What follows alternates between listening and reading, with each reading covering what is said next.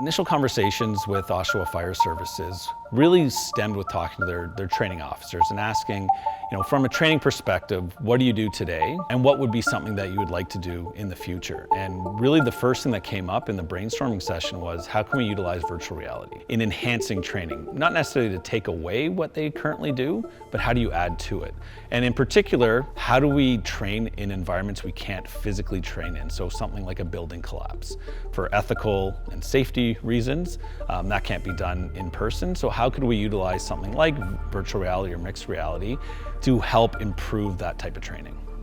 Any solution that solves a safety problem is a great use case because you're potentially saving lives. And if this application saves one life, then it's paid for itself completely. What we're doing is we're creating the sensory environment. So we're creating the smoke, the sound, we're creating some virtual objects like walls, and we're using that mixture of the real environment and the virtual environment to train these firefighters in the most realistic way possible. Early on in the project, how do you take a variety of different technology and mash them together? Maybe a VR headset, and then link that to some of the auditory and visual stimuli that we're looking at. When it comes to wearable technology, they can't all just integrate. How do we look at ways to kind of package them all together? The way we're doing it is we're using something called mixed reality. So to them, they can see the real world plus the smoke and the building, but what they're getting is a real training dummy and bringing it back in real life so they can really feel the weight and they have their full gear on and everything like that. The trainer, they set up the virtual objects that go into this environment, which include an entranceway, a rescue subject, and instead of putting a virtual entrance and a virtual rescue subject in the environment, we're just using the real thing, and we're using the technology to detect when the trainee interacts with the entrance of a room or exit of a room or the rescue subject. You're safe, buddy. So the project initially was funded through NSERC. As part of that funding, we were able to move on and get a Mitacs Accelerate funding as well, which allowed us at Durham College to hire our first ever postdoctoral fellow to work on the project for 2 years. So this allowed us to bring in someone with the expertise from the exercise physiology background to spend full-time hours on the project and really drive up what equipment we're using from the wearable side. A, what should we use, and B, how could we integrate it potentially with a VR solution? They're about to enter into a hot chamber where they're going to sweat a lot, so we look at pre-body weight to confirm our hydration status. So once they start, we have a known body weight, okay, a nude body weight. After the study, we're going to do a secondary nude body weight, okay? If the body weight drops by 0.5 kilos, that tells us that they've lost half a kilo of water throughout the study.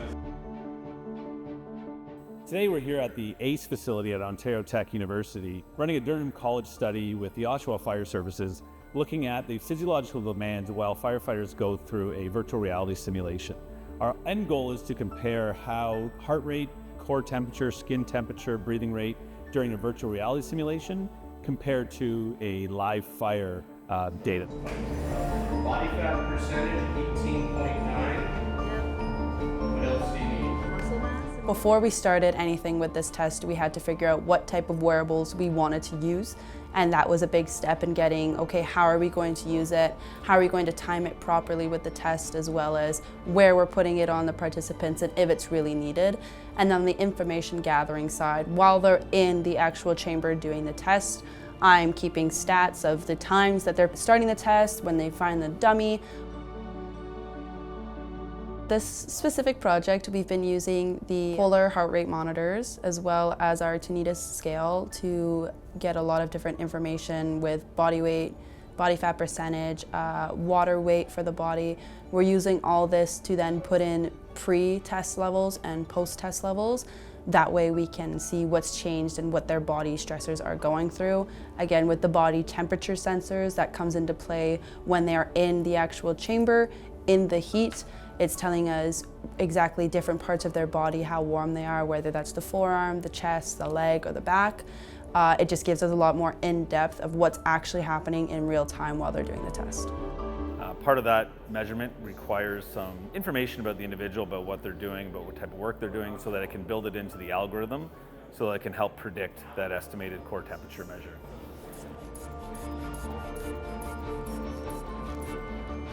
Okay, nice and relaxed.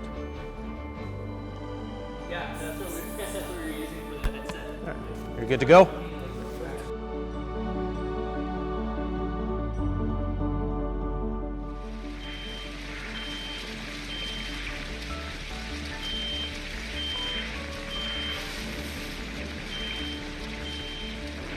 It was pretty astonishing to see how far we've come with technology.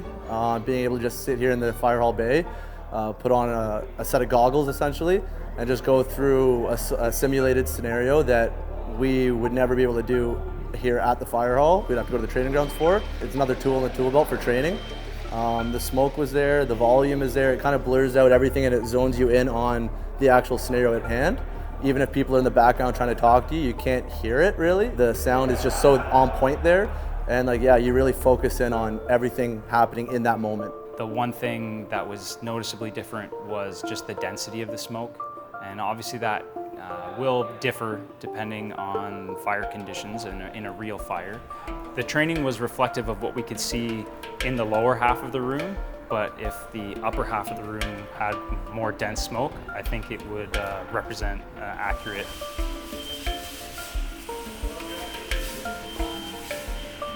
As a crew, you have some downtime, you can run through a few evolutions, or it could be programmed into our training schedule. But I'd say there's a lot less barriers to getting started, because with other types of training, we have to, we have a training tower, for instance, but we have to make sure, obviously, that no one else is using the training tower. And there's a little bit more involved with getting everything out. And then, of course, if we were to get a call, then packing everything up and then going to the call. So this would be easy to get out, easy to set up, very little involved in that sense. And then could be something where multiple people could do various evolutions in a short period of time. What's being done will continue to be done when it comes to the live fire training. I mean, you can never take away from the physical aspect of getting inside, a burning tower or a burning building, and really getting the heat load that's going to be on the body, and the smoke that's going to get developed, and how to maintain, and also spatially awareness, and how do you get through that sort of condition. So adding, it's maintaining what's happening in training, but I think technology can just add to that, enhance kind of what's already being done. Again, firefighters have been trained for many years with blindfolds on, with stand-up plywood walls. Now we're changing the game a little bit more to have virtual walls and have them wearing these headsets instead of just being blindfolded. That way, with doing all these types of biomechanical testing ahead of time and during the test and afterwards, we're seeing the change in the body in a more advanced and technological way. So I think it's kind of multi-pronged, where you're going to have this technology used for the individual firefighter, how they can train and enhance their training, but also for that bird's eye view type training as well, but how to manage your entire department on a particular emergency scene. When the trainer sets it up, they can basically create a maze, and they can save the maze, or they can adjust the maze that the firefighters have to go through. And in some cases, like with the walls, for example, they aren't necessarily required. You could run this simulation anywhere. You could run it in the studio. You could run it in a parking lot and build your own house in a parking lot. So the way that we've designed this technically, it allows the firefighters a lot of flexibility in terms of where they can do their simulation. Today was a good opportunity for us to show the mixed reality simulation to the City of Oshawa and the Oshawa Fire Services, and show them what we did in the project, give them some information about the project outcomes. The atmosphere today was just incredible. This is like research in action, and it's incredible to see the outcomes of something that's been worked on for 2-3+ years. The simulation really has shown us that it is feasible to use in the fire service. It's something that they're excited about, implementing new technology for training. This is an amazing tool that would be able to be used on its own in an open space, or in a training tower where you could set up training and have all the audio and the visual effects in conjunction with a training tower that we would utilize too. So I just think it opens up a lot of different possibilities. Being able to present hazards in a controlled environment as opposed to an environment that may not be controlled, it is truly exciting, and I think it's a game changer for us. Summertime, we have scheduled training, but it's too hot to do live fire training, or the weather turns and we have to cancel training. So this would be a great opportunity.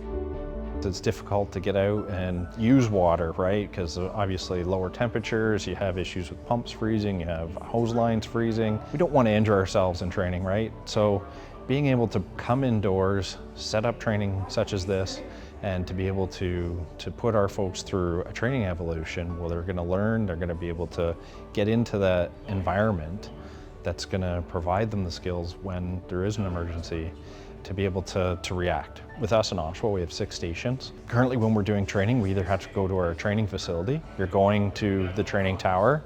Now we have backfills, there's a lot of truck movements involved. We have to coordinate truck movements all around to cover areas of the city, even when we are having 2 or 3, 4 trucks training at one time. So this is a good opportunity that if you had access to this kind of training, you could be able to do it in each individual station without having trucks move around, so it makes our response times better and availability better, and still getting an aspect of training without having to do all the truck movements to go to one specific location to train. The realism is what really intrigued me, and the adaptability of it, to being able to drop your smoke and your fire conditions down to the floor, and that's what's going to help them adapt their skills when they are faced with the real thing. We're really excited that the simulation is able to recreate situations that the firefighters might undergo, but without having to be in an unsafe sort of training real life environment. If this simulation is able to enhance training, even for one firefighter, it can help save their life, but also could help save the life of someone in the community. It's very similar in the virtual reality with the smoke alarms going off, you know, the pops, the bangs. Like it's very close. Like it's very good. Yeah, it's really awesome. Like really awesome.